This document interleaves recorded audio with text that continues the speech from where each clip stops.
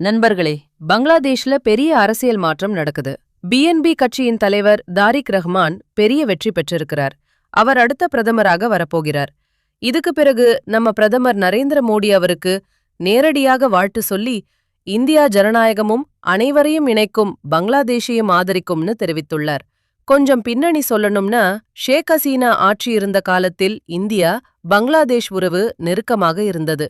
ஆனால் அரசியல் மாற்றத்துக்குப் பிறகு எல்லை பாதுகாப்பு, சட்டவிரோத குடியேற்றம், இந்துக்கள் பாதுகாப்பு மாதிரி விஷயங்கள் விவாதமாக இருந்தது. இப்போ பிஎன்பி மீண்டும் ஆட்சிக்கு வர்றதால இரு நாடுகளுக்கும் உறவு எப்படி இருக்கும் என்று எல்லாரும் கவனமாக பார்க்கிறாங்க. டேக்அவே: இந்தியா பங்களாதேஷ் உறவு இப்போ ஒரு புதிய கட்டத்துக்குள் நுழையுது. இந்த வீடியோ பிடிச்சிருந்தா லைக் பண்ணுங்க, உங்கள் நண்பர்கள் குடும்பத்தாருடன் ஷேர் பண்ணுங்க. இன்னும் இப்படிப்பட்ட நியூஸ் அப்டேட்ஸுக்கு நம்ம சேனலை சப்ஸ்கிரைப் பண்ண மறக்காதீங்க.